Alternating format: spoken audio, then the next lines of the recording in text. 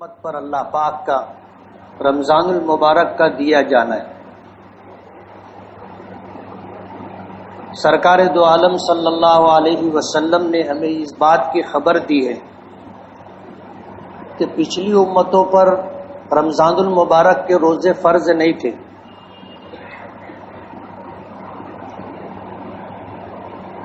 رمضان المبارک کے علاوہ پچھلی امتوں پر روزے فرض تھے، اور حدیث پاک میں آتا ہے کہ ایک روزہ پچھلی امتوں پر فرض تھا جسے عاشورہ محرم کا روزہ کہا جاتا تھا۔ قرآن کریم میں جہاں اس کا حوالہ دیا گیا کہ یا ایھا الذین آمنوا کتب علیکم الصیام کما کتب علی الذین من قبلکم لعلکم تتقون، کہ ایمان والو تم پر روزہ فرض کیا گیا جس طرح تم سے پہلے پچھلی امتوں پر ہم نے روزہ فرض کیا تھا، اور اس روزے کا مقصد یہ ہے کہ تاکہ تم میں تقوی پیدا ہو جائے۔ روزے کی سب سے بڑی برکت اور روزے سے سب سے بڑا حاصل انسان کی زندگی میں خواہشات سے رک جانا ہے۔ کھانا ہماری ضرورت ہے، پینا ہماری ضرورت ہے، اور اس ضرورت کو روزے کے ذریعے سے روکا جاتا ہے۔ آدمی روزے میں کھانا چھوڑ دیتا ہے حالانکہ کھانا ضرورت ہے، پینا چھوڑ دیتا ہے حالانکہ پینا ضرورت ہے۔ تو روزے کے ذریعے سے آدمی اپنی ضروری چیز کو بھی چھوڑتا ہے۔ آدمی بغیر کھائے بغیر پیے نہیں رہ سکتا، اس لیے کہ یہ ضرورت ہے۔ دوسرے درجے میں خواہشات ہیں کہ آدمی اپنی بیوی سے بھی جائز ضرورت پوری کرنے سے اپنے آپ کو روک لیتا ہے۔ جب آدمی اپنی ضرورت چھوڑ دیتا ہے اور اپنی خواہشات کو چھوڑ دیتا ہے صرف روزے کی وجہ سے، اور یہ اللہ کا حکم ہے، تو آدمی میں اللہ تعالیٰ کی نافرمانی سے رک جانے کی صلاحیت اور استعداد پیدا ہوتی۔ روزے کا سب سے بڑا مقصد یہ ہے لعلکم تتقون، تاکہ تم اللہ سے ڈر کر کے زندگی گزارو۔ آپ دیکھ لو، جو لوگ روزے کا اہتمام کرتے ہیں اور جس طرح روزہ رکھنا چاہیے اس طرح روزہ رکھتے ہیں، تو بقیہ 11 مہینہ انہیں اللہ کی نافرمانی سے رکنا آسان ہو جاتا ہے۔ سماج اور معاشرے میں وہی لوگ جو ہیں اللہ کی نافرمانی کرتے ہیں، اللہ کی نافرمانی کا ارتکاب کرتے ہیں، جو لوگ رمضان کا اہتمام نہیں کرتے، روزوں کا اہتمام نہیں کرتے۔ اس میں 2 طرح کے لوگ ہوتے ہیں۔ کچھ تو وہ لوگ ہوتے ہیں جو رمضان المبارک میں روزے نہ رکھ کر کے کھلم کھلا اس کا مظاہرہ بھی کرتے۔ ایک زمانہ تھا دن میں لوگ ہوٹلیں نہیں چلاتے تھے، اور اگر ایسے علاقے میں جہاں ضرورت ہے اگر ہوٹل چلاتے بھی تھے تو وہاں پردہ لگ جایا کرتا تھا۔ آج پردہ ہٹ گیا۔ ایک بہت بڑی تعداد مسلمانوں کی اور خاص طور پر ایسے لوگوں کی جن کو ہم نوجوان کہہ سکتے ہیں، جن کو ادھیڑ عمر میں کہہ سکتے ہیں، یعنی جو لوگ سہولت کے ساتھ روزہ رکھ سکتے لیکن کسی نشہ آور چیز کے عادی ہو چکے ہیں، روزے کی حالت میں ان کے منہ میں نشہ آور چیزیں ہوتی ہیں، اور باقاعدہ نظر بھی آتی ہے کہ اس وقت ان کے منہ میں گٹکا ہے۔ ایسے لوگ کھانے کے لیے دوپہر میں ہوٹلوں میں ان کا ہجوم لگا کرتا تھا۔ تو جو لوگ روزوں کا اہتمام نہیں کرتے، رمضان کا اہتمام نہیں کرتے، وہ لوگ بقیہ 11 مہینے اللہ کی نافرمانی سے چوکتے نہیں ہیں، اور انہیں ذرا بھی ڈر اور خوف نہیں ہوتا کہ ہم اللہ کی نافرمانی کریں گے تو کیا ہوگا۔ اور جو لوگ رمضان کا اہتمام کرتے ہیں، روزوں کا اہتمام کرتے ہیں، تراویح کا اہتمام کرتے ہیں، اس کی برکت سے بقیہ 11 مہینہ اللہ کے احکام کے مطابق زندگی گزارنا ان کے لیے آسان ہو جاتا ہے۔ روزے کا سب سے بڑا مقصد یہ، اور بھی اس کے علاوہ روزے کی مصلحتیں ہیں کہ روزہ رکھنے سے کیا کیا خوبی پیدا ہوتی ہے، روزہ رکھنے سے کن چیزوں کا آدمی کو احساس ہوتا ہے، یہ ساری چیزیں ہیں۔ لیکن اللہ پاک نے روزے کے ثمرات اور برکات اور روزے کی غرض و غایت میں جو چیزیں ذکر کی ہیں، ان میں سب سے محترم بشان چیز لعلکم تتقون، تاکہ تم میں تقوی پیدا ہو جائے، پرہیزگاری تم میں آ جائے، اللہ کا ڈر، اللہ کا خوف، اللہ کی خشیت آ جائے، اور آدمی اللہ کی نافرمانی کے موقع پر اپنے آپ کو روک لے۔ جیسے روزے کی حالت میں اپنے کو کھانے سے روکا تھا، روزے کی حالت میں پانی پینے سے روکا تھا، روزے کی حالت میں خواہشات نفسانی سے اپنے آپ کو روکا تھا، یہ اپنی مرضی اور اپنے اختیار سے۔ ہم سبھی روزے سے ہیں، تنہائی ہوتی ہے، کوئی دیکھنے والا نہیں ہوتا، پیاس لگی ہے، بھوک کی شدت کا احساس ہے، لیکن آدمی تنہائی میں بھی کھاتا نہیں ہے، تنہائی میں بھی پیتا نہیں ہے، تنہائی میں بھی اپنی خواہشات نفسانی پوری نہیں کرتا۔ کیوں؟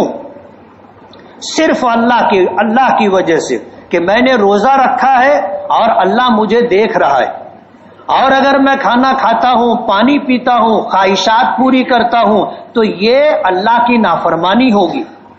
ایک مہینے کی ریاضت، ایک مہینے کی محنت کے بعد آدمی 11 مہینے کے لیے اپنے آپ کو تیار کرتا ہے۔ موت برحق ہے، کوئی ہمیشہ رہنے والا نہیں ہے۔ زندگی اللہ نے اس لیے دی ہے کہ ہم اپنے آپ کو آخرت کے لیے تیار کر لیں۔ سفر بہت لمبا ہے،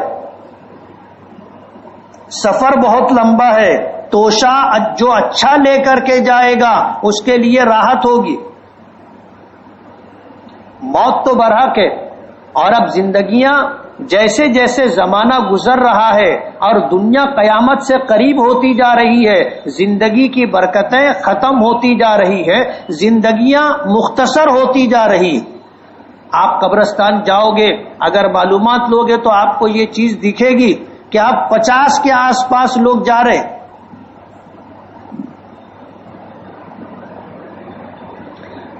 50 سال کے آس پاس لوگ جا رہے ہیں۔ اب کم لوگ ہیں جن کو لمبی عمر ملتی ہے۔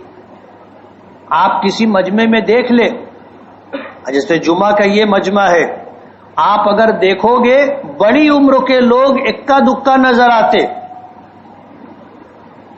ورنہ ہم اپنے بچپن میں دیکھا کرتے تھے بڑی عمر کے لوگ دکھا کرتے تھے، پھیٹا باندھے ہوئے، سفید ریش، ململ کا کرتا پہنے ہوئے بڑی عمر کے لوگ دکھا کرتے تھے۔ لیکن جیسے جیسے زمانہ گزر رہا ہے تبدیلی نمایاں طور پر نظر آ رہی ہے، زندگیاں مختصر ہو گئی۔ اللہ نے رمضان کا مبارک مہینہ عطا کیا، ہر ایک نے اپنی حیثیت کے مطابق، اپنی ہمت اور حوصلے کے مطابق رمضان سے فائدہ اٹھایا۔ پہلا عشرہ رحمت کا تھا، دوسرا عشرہ مغفرت کا تھا، تیسرا عشرہ جہنم سے نجات اور خلاصی کا تھا۔ ہر ایک نے اپنے حوصلے اور ہمت کے مطابق محنت کی ہے۔ اور میں نے پچھلے ہفتے یہ بات عرض کی تھی کہ اللہ تعالیٰ نے رمضان کے روزوں میں اور تراویح میں یہ تاثیر رکھی ہے کہ جو آدمی اللہ کی رضا کے لیے اس کا اہتمام کرے گا اللہ اس کو بخش دے گا، اس کی مغفرت ہو جائے گی۔ اللہ نے ان دو عبادتوں میں یہ تاثیر رکھی ہے۔ میں ان باتوں کو دہرانا نہیں چاہتا۔ مجھے جو بات آج اس اختتام رمضان کے موقع پر کہنی ہے کہ اللہ پاک نے ہمیں رمضان کا مبارک مہینہ عطا کیا تھا تاکہ ہم اپنی مغفرت کروا لیں۔ اللہ نے یہ مبارک مہینہ ہمیں اس لیے دیا تھا کہ ہم آنے والے بقیہ 11 مہینے میں اللہ کی نافرمانی سے، گناہوں سے، معصیت سے اپنے آپ کو روک لیں۔ اللہ کا ڈر اور اللہ کا خوف روزے کے ذریعے سے آدمی کی زندگی میں آتا ہے۔ جیسے ہم روزے میں اکیلے میں بھی نہ کھاتے ہیں نہ پیتے ہیں نہ اپنی خواہشات پوری کرتے، کوئی دیکھنے والا نہیں. آدمی اپنے گھر میں ہوتا ہے، اپنے حجرے اپنے کمرے میں ہوتا ہے، کوئی ہوتا نہیں ہے، لیکن بھوکا پیاسا ہونے کے باوجود، بیوی پاس میں ہونے کے باوجود آدمی اپنے آپ کو روک کر کے رکھتا ہے. یہ ہے روزے کا مقصد کہ آنے والی بقیہ 11 مہینے کی زندگی میں ہم اپنے آپ کو اللہ کی نافرمانیوں سے روکیں. جس کو جو کچھ لینا تھا، حاصل کرنا تھا رمضان کے مہینے میں، اس نے اپنی بساط بھر محنت کی اور انشاءاللہ اللہ اس کا صلہ دیں گے. رمضان ختم ہو رہا ہے، جنہوں نے اہتمام کیا ہے انشاءاللہ رمضان کی برکتیں انہیں ضرور ملیں گی اور اللہ تعالیٰ اپنی مغفرت سے ہم لوگوں کو سرشار فرمائیں گے. آج اس موقع پر بقیہ 11 مہینے کے تعلق سے ہم لوگوں کو اپنے تئیں فکر مند ہونا چاہیے کہ ہم نے روزہ کیوں رکھا تھا. اب 11 مہینہ اس مہینے بھر کی ریاضت اور محنت کے بعد ہمیں اللہ کی فرما برداری اور تابع داری کر رہے. ہمیں رمضان کا اور رمضان کے بعد کا جائزہ لینا ہے. آج اگر چاند دکھ جاتا ہے تو چاند دکھ جانے کی شکل میں یہ رات لیلۃ الجائزہ یعنی انعام کی رات ہوگی. آدمی محنت کیوں کرتا ہے؟ ایک مزدور مزدوری کیوں کرتا ہے؟ ایک نوکر ملازمت کیوں کرتا ہے؟ صرف اس لیے کہ میں محنت کروں گا تو مجھے اس کی مزدوری ملے گی، مجھے تنخواہ ملے گی، مجھے اس کا صلہ ملے گا. آدمی اس لیے محنت کرتا ہے. سرکار دو عالم صلی اللہ علیہ وسلم نے ہمیں اس بات کی خبر دی ہے کہ جب عید کا چاند نظر آتا ہے تو جو رات ہوتی ہے جسے ہم چاند رات کہتے ہیں، یہ لیلۃ الجائزہ ہے، انعام کی رات ہے. اللہ تعالیٰ اپنے فرشتوں سے فرماتے ہیں بتاؤ میرے بندے نے میرے حکم کی تعمیل کی، روزے رکھے، میری اطاعت میں میری محبت میں کھانا چھوڑا، پینا چھوڑا اور خواہشات نفسانی سے اپنے آپ کو روکا صرف میرے لیے. بتاؤ اس مزدور کی کیا مزدوری ہوگی. فرشتے ہمارے حق میں سفارش کرتے ہیں اور اللہ پاک سے گزارش کرتے ہیں کہ انہیں ان کا پورا حق دے دیا جائے، پورا اجر دے دیا جائے. فرشتے ہماری سفارش کرتے ہیں اور اللہ پاک ان کے سامنے اس بات کا اظہار کرتے ہیں، وعدہ کرتے ہیں کہ تم گواہ رہو، میں نے ان کی بخشش کر دی، میں نے ان کی مغفرت کر دی. کل یہ فرشتے روزے داروں کے لیے، تراویح کا اہتمام کرنے والوں کے لیے گواہی دیں گے کہ انہوں نے روزہ رکھا تھا، انہوں نے تراویح کا اہتمام کیا تھا، اور اللہ پاک کو اس اللہ کا وعدہ یاد دلائیں گے کہ اللہ آپ نے ہمیں گواہ بنا کر کے کہا تھا کہ فرشتوں تم گواہ رہنا، میں نے ان کی مغفرت کر دی. آدمی محنت اس لیے کرتا ہے. رمضان کا چاند نظر آتے ہی جو انعام کی رات ہوتی ہے، ہم میں سے کتنے لوگ ہیں جو مزدوری لینے کے لیے، انعام لینے کے لیے اللہ کے گھر پر رہتے ہوں. چاند نظر آنے کے بعد مسجدوں سے ہم لوگ ایسے رخصت ہوتے ہیں کہ اب آئیں گے اگلے رمضان میں. مہینے بھر کی محنت کا صلہ لینے کے لیے کوئی نہیں آتا، مہینہ بھر محنت کی اجر و ثواب لینے کے لیے کوئی نہیں آتا. یہ انعام کی رات ہے. اس رات کی ایک خاص فضیلت ہے، خاص فضیلت ہے. مسجدوں میں اکا دکا گنے چنے لوگ نظر آتے ہیں جو لوگ رمضان بھر راتوں میں مسجدوں کو آباد رکھتے تھے، چاند رات ہوتی ہے وہ بھی مسجد چھوڑ کر کے چلے جاتے، حالانکہ یہ مہینے بھر کی محنت کا صلہ لینے کی رات ہے. اس رات کی بھی ایک خاص فضیلت ہے. جس دن سب کے دل مر جائیں گے اس دن اس رات کا اہتمام کرنے والا ایسا ہوگا کہ اس کا دل زندہ ہوگا. کتنی عجیب بات ہے. ہم لوگ محنت تو کر لیتے لیکن جب اجر و ثواب لینے کا وقت ہوتا ہے تو ہم لوگ بازاروں میں ہوتے. حدیث پاک میں آتا ہے احب البقاء الی اللہ مساجدها وشر البقاء الی اللہ اسواقها.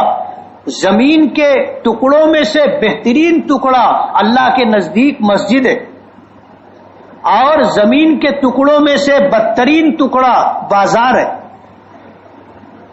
کتنی بڑی تبدیلی آتی ہے کہ رمضان بھر تو ہم لوگ مسجدوں سے اپنا رشتہ جوڑ کر کے رکھتے ہیں، لیکن جو ہی عید کا چاند نظر آتا ہے ہم لوگ مسجد چھوڑ کر کے بازاروں کو آباد کر دیتے۔ پوری رات بازار بھرا رہا، گزری ہوئی کل کی رات 4 بج گئے، لوگ بازار سے ہٹنے کے لیے تیار نہیں، دکانداروں کو کہنا پڑا کہ بھائی ہم کو بھی سحری کرنی ہے، آپ بھی جا کر کے سحری کر لو۔ حالانکہ لوگ مہینوں پہلے سے عید کا اہتمام کرتے ہیں۔ ایسے لوگ بھی آپ کو ملیں گے کہ جن کی پوری تیاری عید کی رمضان سے پہلے ہو جاتی ہے، اور رمضان میں عید کے تعلق سے ان کا کوئی مسئلہ نہیں رہتا، لیکن حیرت ہوتی ہے اس وقت کہ جن کی کوئی ضرورت نہیں ہے وہ بھی جو ہے بازاروں میں گھومتے رہتے، کچھ سامان نہیں لینا ہے، کوئی ضرورت کی چیز نہیں لینی ہے، دوستوں کے ساتھ وہ بھی بازار میں گھومتے رہتے۔ اللہ کے نزدیک بازار زمین کا بدترین حصہ ہے، ضرورت ہو جانا چاہیے۔ حضرت عبداللہ ابن عمر رضی اللہ تعالی عنہ کا معمول تھا کہ بازار میں جایا کرتے تھے، کثرت سے سلام کیا کرتے تھے، لوگ بازار میں زیادہ ملتے، سلام کیا کرتے تھے، اور چوتھا کلمہ پڑھنے کا اہتمام کیا کرتے تھے، اس لیے کہ یہ بازار غفلت کی جگہ ہے، لوگ اللہ سے غافل ہو کر کے دنیا داری کے ساتھ زندگی گزار رہے ہوتے ہیں۔ ایسے مقامات پر جب آدمی چوتھا کلمہ پڑھتا ہے تو اللہ پاک اسے ایک مخصوص اجر عطا فرماتے ہیں۔ عبداللہ ابن عمر بازار جایا کرتے تھے تو لوگوں کو سلام کرنا اور چوتھا کلمے کا ورد کرتے رہنا، اس اہتمام کے ساتھ جاتے تھے۔ اس لیے آنے والی یہ رات انعام کی رات ہے، اجر و ثواب لینے کی رات ہے، مہینے بھر کی محنت کا صلہ لینے کی رات ہے۔ اگر ہماری کوئی ضرورت وابستہ ہے تو آپ بازار جا کر پوری کر لو، لیکن بازار میں ضرورت کے بقدر جاؤ، اپنی ضرورت پوری کر کے آپ آ جاؤ۔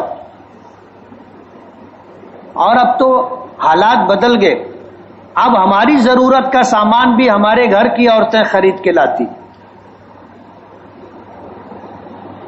جن کی جگہ گھر تھی، جن کی جگہ گھر تھا کہ گھر سے نکل کر کے نہیں جاتے، ان کی ضرورت کی چیزیں کل کی بات ہے کہ مرد لوگ لا کر کے دیا کرتے تھے۔ آج زمانہ بدل گیا، قدریں بدل گئی۔ اب اگر کوئی مرد بازار میں نظر آ جائے تو عورتیں اس کو حیرت سے دیکھتی ہیں کہ یہ کون ہے جو گھس کے آ گیا۔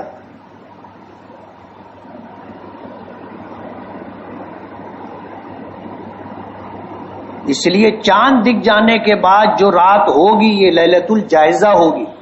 ہم اگر پوری رات نہیں دے سکتے تو کم سے کم اپنی محنت اور مزدوری لینے کے لیے تو مسجد آؤ، اللہ سے مانگو تو صحیح، اللہ سے مانگو، اللہ کو مانگنا بہت پسند ہے۔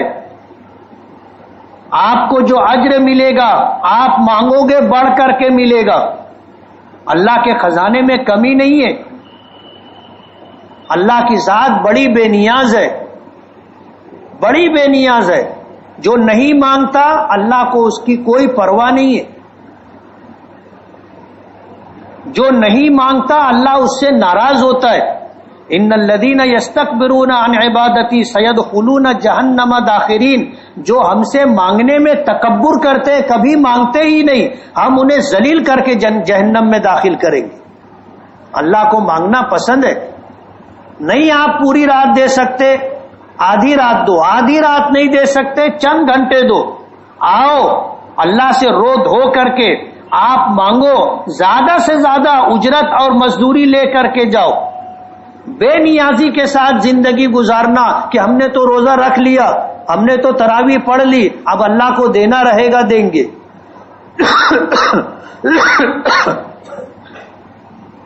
یہ مومنوں کا، اہل ایمان کا طریقہ نہیں ہے۔ اللہ کو مانگنا پسند ہے۔ ہماری عبادتیں اللہ کی شان کے مطابق نہیں ہو سکتی. ہمارے بس کی بات نہیں ہے کہ ہم ایسی عبادت کریں کہ اللہ جیسی بے نیاز ذات راضی اور خوش ہو جائے. لیکن جب ہم اللہ کی بارگاہ میں روئیں گے، گڑ گڑائیں گے، اللہ کے سامنے فریاد کریں گے تو اللہ ہمیں نوازے گا. اللہ کی ذات کریم ہے. آج تک بے مانگے بے شمار نعمتیں اللہ نے دی ہیں. جب مانگیں گے تو پھر مانگنے پر اللہ کیا دے گا ہم اندازہ نہیں کر سکتے. اس لیے اس رات کو ہم ضائع نہ کریں. اپنی ہمت اور حوصلے کے مطابق اس رات میں بھی اللہ کی عبادت کریں اور خاص طور پر دعاؤں کا اہتمام کریں. اس رات کے لیے کوئی مخصوص عبادت نہیں ہے، کوئی مخصوص عبادت نہیں ہے، لیکن دعا عبادات کا مغز ہے. سرکار دو عالم صلی اللہ علیہ وسلم نے فرمایا الدعاء مخ العبادہ، کہ دعا عبادت کا مغز ہے. اس لیے ہم دعا کے لیے کم سے کم مسجد میں آئے، وضو کرے، 2 رکعت نماز پڑھ کر کے اللہ سے مانگیں گے نا. اس رات کو ہم ضائع نہ جانے دیں. مہینہ بھر ہم نے محنت کی ہے، تھوڑی سی محنت اور اللہ کی رحمت انشاءاللہ دھواں دھار برسے گی اور رمضان کی خیرات و برکات سے انشاءاللہ ہم نہال ہو جائیں گے. اور آنے والی 11 مہینے کی زندگی روزے کی برکتیں ہمیں محسوس ہونی چاہیے. ہم نے رمضان میں 5 وقتہ نمازوں کا، نوافل کا، تہجد کا، تلاوت کا، ذکر کا اور اللہ کے گھر میں رہنے کا اہتمام کیا تھا. اتنا نہ صحیح، کم سے کم 5 وقتہ نمازوں کا با جماعت ہم اہتمام کریں گے نا. 5 وقتہ نمازوں کے ساتھ جب ہم مسجد میں آ گئے تو کچھ اللہ کا ذکر کر لے اور کچھ قرآن کریم کی تلاوت کر لے. جس طرح مسجدیں رمضان میں تلاوت سے آباد رہتی ہیں، خدا کرے اللہ کے بندے 11 مہینے بھی مسجد میں قرآن کریم کی تلاوت کرنے والے ہوں. اللہ ماشاء اللہ کوئی 1-2 شخص، چند افراد نظر آتے ہیں، ورنہ 11 مہینہ قرآن کریم کو بار بار صاف کرنا پڑتا ہے، کوئی ہاتھ لگانے والا نہیں ہوتا اس کو. اور رمضان کے مہینے میں قرآن لا کر کے رکھنا پڑتا ہے، اور جو رکھا ہوا قرآن ہوتا ہے وہ کم پڑ جاتا ہے. اور 11 مہینے کوئی قرآن کریم کو ہاتھ لگانے والا نہیں رہتا. تو کم سے کم اتنی بری تبدیلی آدمی میں نہیں آنی چاہیے.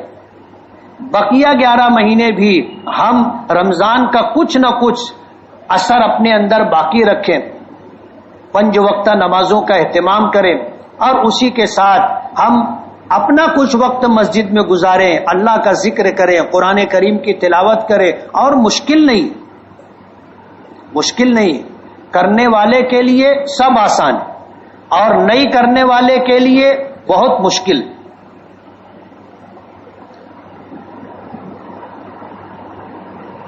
اللہ کا بہت بڑا احسان ہے کہ رمضان اللہ نے ہمیں عطا فرمایا. اب رمضان قریب الختم ہے. ہمارے 29 روزے ہوئے، ملک میں اور لوگوں کے 30 روزے ہو چکے، ملک میں 30 روزے ہو چکے. اس لیے آج کا چاند ان لوگوں کے لیے جن کے 30 روزے ہو گئے یقینی ہے. اللہ تعالیٰ سب کی لاج رکھ لے، اللہ تعالیٰ سب کی عزت اور بھرم باقی رکھے. آج چاند دکھ جائے گا، 29 روزہ رکھنے والوں کا بھی مہینہ پورا ہو جائے گا، 30 روزہ رکھنے والوں کا مہینہ بھی پورا ہو جائے گا. مہینے بھر جو چرچا ہوتی رہی، کچھ ایسے لوگ بھی آئے جن کا یہ کہنا تھا کہ جمعہ کو چاند نہیں دکھنا چاہیے تاکہ ہمارے 30 روزے ہو جائیں. تو کچھ لوگ جنہوں نے ہم سے 1 دن پہلے روزہ رکھا تھا ان کے 31 ہو جائیں گے، انہیں معلوم ہو جائے گا کہ انہوں نے غلط فیصلہ کیا. میں نے کہا کہ یہ اچھی بات نہیں ہے. دعا یہ کرو اللہ سب کی عزت رکھ لے، سب کی عزت رکھ لے. شریعت میں ایک بنیادی چیز ہے، شک کے ساتھ کوئی عبادت نہیں کی جاتی. شک کے ساتھ عبادت نہیں کی جاتی. جب ہمارے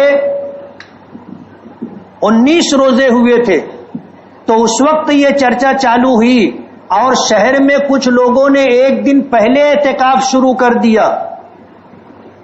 میں ان کو یہ بتانا چاہتا ہوں، سرکار دو عالم صلی اللہ علیہ وسلم نے روزے جیسا عمل یوم الشک کو منع کیا کہ شعبان کی 30 تاریخ کو یہ سوچ کر کے روزہ مت رکھو کہ کہیں چاند دکھ گیا ہوگا تو.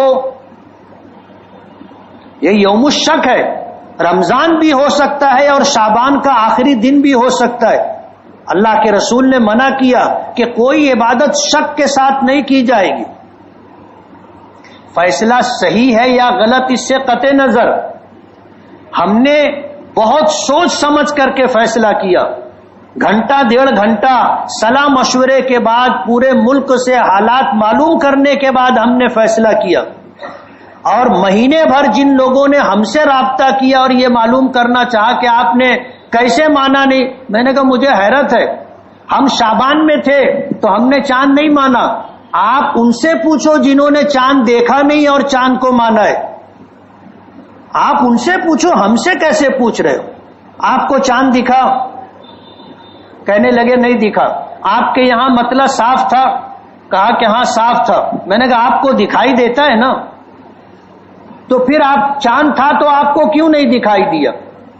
اب جن لوگوں کو نہیں دکھا اور ان لوگوں نے چاند کا فیصلہ کیا دیکھا دیکھی تو آپ کو ان سے فون کر کے پوچھنا چاہیے، ہم جیسے لوگوں سے نہیں پوچھنا چاہیے. بات کرنے والوں میں ذمہ دار لوگ بھی تھے، علماء بھی تھے، لیکن شرعی اعتبار سے جن سوالات کو ہم نے سامنے رکھا جواب نہیں دے سکے. اس لیے اللہ سب کا بھرم رکھ لے. کچھ لوگوں نے اعتکاف احتیاطاً ایک دن پہلے شروع کرنا چاہا تو ہم نے ان کو یہ بات کہی کہ شک کے ساتھ عبادت نہیں ہوتی. آپ یہ ایک دن کا اعتکاف لفظ بول رہے ہو احتیاط، لیکن ہے اس میں شک. آپ کے دل میں ہے کہ اگر ہم لوگوں کا فیصلہ غلط ہوگا اور ہمارا ایک روزہ چھوٹ گیا ہوگا تو ہمارا اعتکاف تو خراب نہ ہو. میں نے کہا آپ شک پر عمل کر رہے ہو، اس کو احتیاط نہیں کہتے. نبی کریم صلی اللہ علیہ وسلم کے زمانے کے جو حالات تھے وہ عین فطرت کے مطابق حضور نے جو احکامات دیے ہیں قیامت تک کے لیے دیے. یہ ماہر فلکیات کے حساب و کتاب سے شریعت کا کچھ لینا دینا نہیں ہے. چاند کب پیدا ہوتا ہے، اس کی کتنی عمر ہوتی ہے اور کب تک افق پہ رہے گا تو نظر آئے گا، یہ حساب و کتاب ماہرین فلکیات کو مبارک. اللہ کے رسول نے عین فطرت کے مطابق حکم دیا ہے صوموا لرؤیتہ وافطروا لرؤیتہ، کہ چاند دیکھ کر کے روزہ رکھو اور چاند دیکھ کر کے افطار کرو، عین فطرت کے مطابق. اور شریعت کی یہ منشا بھی نہیں ہے کہ پوری دنیا میں عید ایک دن منائی جائے، ممکن نہیں ہے. شریعت کی یہ منشا بھی نہیں. اللہ کے رسول صلی اللہ علیہ وسلم نے اپنی پوری زندگی میں کبھی یہ بات ارشاد نہیں فرمائی کہ سب مسلمانوں کو ایک ساتھ عید کرنا چاہیے. ہم نے اپنے بچپن میں دیکھا مالیگاؤں میں روزہ رہتا تھا، دھولیے میں عید رہتی تھی، اور کبھی دھولیے میں روزہ رہتا تھا، مالیگاؤں میں عید رہتی تھی. اب دنیا بہت مختصر ہو گئی ہے، لیکن آج بھی ان آلات کا، مشینوں کا اعتبار نہیں ہے. ماضی میں یہ نہیں تھی، آج ہے، کل رہے گی نہیں رہے گی معلوم نہیں. اس لیے شریعت کے احکامات فطرت کے مطابق ہوتے. دارالعلوم دیوبند رات میں رابطہ کیا گیا، ان لوگوں نے بہت الحمدللہ اہتمام کے ساتھ فیصلہ کیا گجرات کے کچھ شہروں کو چھوڑ کر کے پورے ہندوستان میں کہیں عید نہیں آج. اور ایک شریعت کی قربان جائیے اسلام کی شریعت پر. اللہ نے کیسا مکمل دین ہمیں عطا کیا کہ اگر مطلع صاف ہوگا تو عام رویت ضروری ہے. 2-4 لوگ، ایک گھر کے لوگ آ کر کے کہیں گے کہ ہم نے چاند دیکھا ہے، ان کی شہادت نہیں لی جائے گی. جب پورا شہر دیکھ رہا ہے اور مطلع صاف ہے تو سب کو چاند ہے تو سب کو نظر آنا چاہیے. عام رویت جمع غفیر کا دیکھنا ضروری ہے. اتنے لوگ چاند دیکھیں کہ جن کا جھوٹ پر متفق ہونا محال ہو. عام رویت ضروری ہے. گجرات میں 6 لوگوں نے چاند دیکھا، صرف 6 لوگوں نے چاند دیکھا، جا کر کے شہادت دی، وہاں کے لوگوں نے گواہی قبول کر لی. جب ان سے معلوم کیا گیا کہ آپ کے یہاں مطلع صاف تھا تو کہنے لگے کہ ہاں مطلع صاف تھا. تو میں نے کہا پھر آپ کو چاند کیوں نہیں دکھا؟ شریعت میں اللہ کے رسول صلی اللہ علیہ وسلم نے بالکل صاف کر دی ہے بات. مطلع ابر آلود ہوگا تو رمضان کے ثبوت کے لیے ایک مسلمان عاقل بالغ عادل کی گواہی قبول کر لی جائے گی، روزہ رکھنا شروع کر دیں گے. اور مطلع ابر آلود ہوگا، 2 مرد یا 1 عورتیں اور 2 مرد چاند دیکھ لے عید کا تو پھر رمضان کے ختم کو مان لیا جائے گا، عید منائی جائے گی. لیکن اگر مطلع صاف ہے تو پھر جتنے لوگ دیکھ رہے ہیں ان میں سے اتنے لوگوں کا دیکھنا ضروری ہے کہ ان کا جھوٹ پر متفق ہونا محال. یہ شریعت کا عین فطرت کے مطابق نظام اور قانون.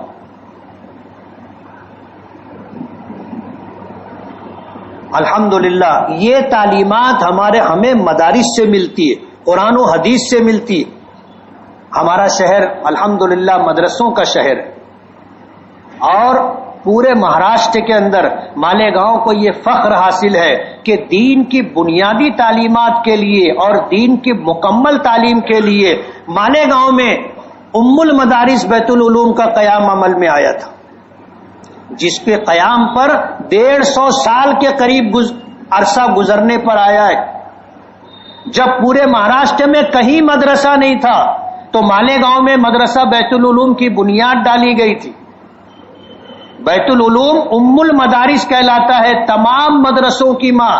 بڑے لوگوں کو اس بات کا احساس ہوگا کہ ایک وقت تھا کہ پورے مہاراشٹر کے بچے مالیگاؤں آیا کرتے تھے پڑھنے کے لیے،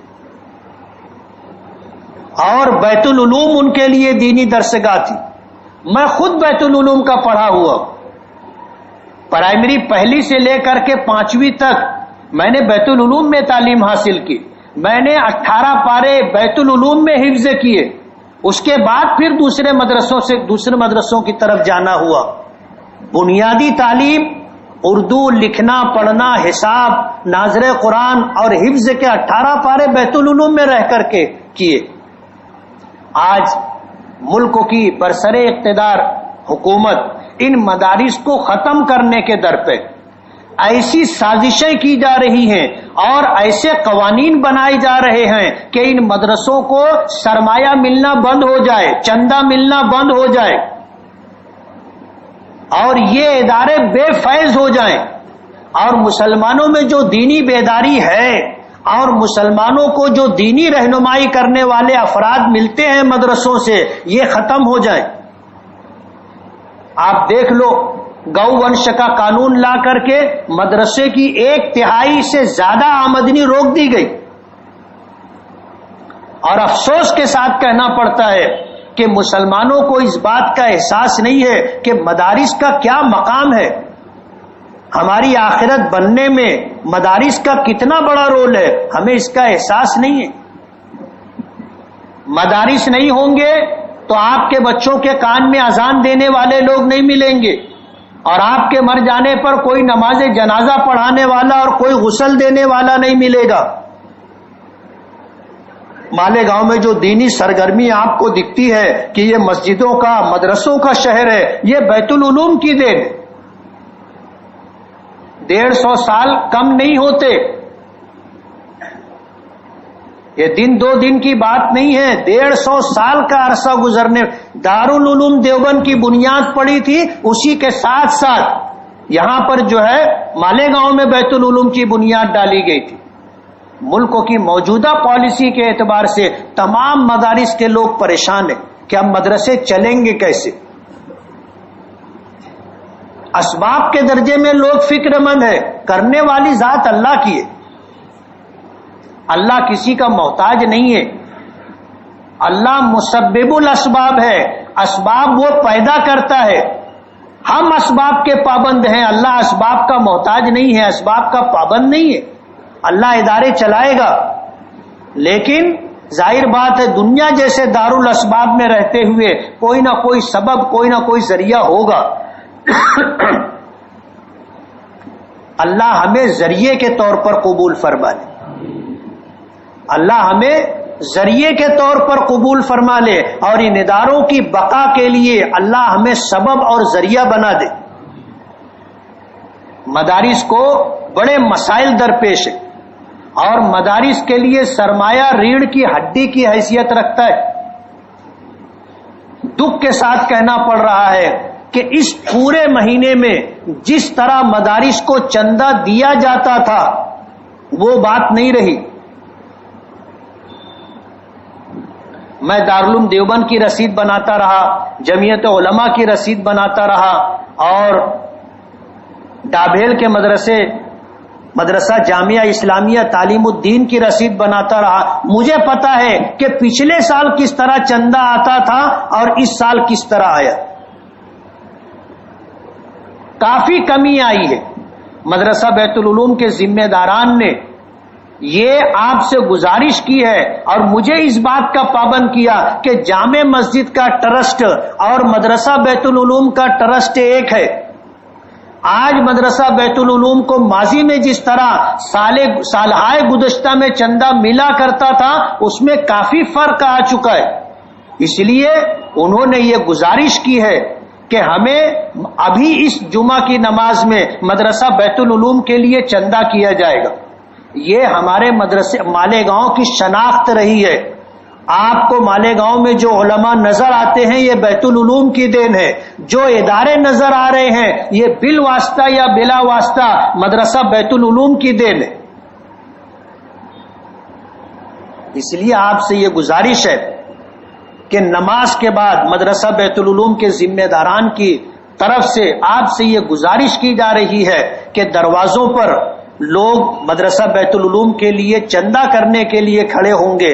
آپ اس ادارے کی بقا کے لیے اور اس ادارے کے فیض کو عام رکھنے کے لیے اور اس کی ضروریات کے تکفل کے لیے آپ زکوٰۃ، صدقات، عطیات جو دے سکتے ہو دینے سے کم نہیں ہوتا، دینے سے کم نہیں ہوتا۔ جو دیتا رہتا ہے اللہ اس کو دیتا رہتا ہے۔ حضور کی ایک دو حدیث سنا کر کے اپنی بات ختم کروں گا۔ صبح ہوتی ہے اللہ پاک کی طرف سے ایک فرشتہ دعا بھی کرتا ہے، بد دعا بھی کرتا ہے۔ دعا کرتا ہے کہ اللہ تیرے راستے میں خرچ کرنے والے کو دے اور روک روک کر رکھنے والے کے مال کو تباہ و برباد کر دے۔ ایک فرشتہ روزانہ صبح دعا بھی کرتا ہے، بد دعا بھی کرتا ہے کہ جو تیرے راستے میں خرچ کرے گا اسے بہترین بدل عطا فرما، اور جو روک کر رکھے اس کے مال کو برباد کر دے۔ روزانہ ایک فرشتہ اس بات کا اعلان یہ دعا اور بد دعا کرتا ہے۔ اور دنیا کا نظام ہے کچھ اس طرح کا، جو چیز خرچ کی جاتی ہے وہ بڑھتی رہتی ہے۔ آپ کنویں سے روزانہ پانی نکالتے رہو، پانی آتا ہے، اور اگر آپ نے نکالنا بند کر دیا تو کنواں بھر کے بہنے لگتا ہے۔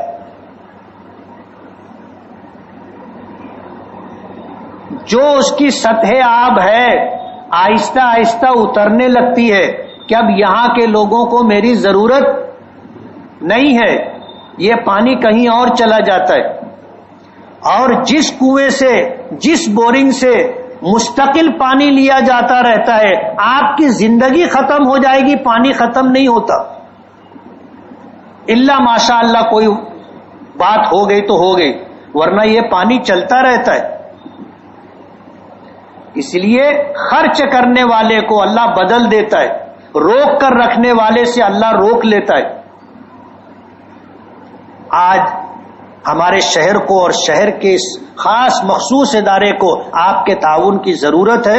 آپ ادارے کا تعاون کرتے رہیں، اور اس وقت مدرسے کو آپ کے تعاون کی ضرورت ہے، وہاں کے لوگ تعاون کے لیے آئے ہیں، آپ ان کا تعاون کر کے جائیں۔ ہو سکتا ہے آج جو ہے رمضان کا آخری روزہ ہو، آج کا دیا ہوا 70 گنا بڑھ کر کے اجر و ثواب رکھے گا، کل اگر آپ دو گے تو 70 گنا، ان 70 گنا اجر و ثواب آپ کا کم ہو جائے گا۔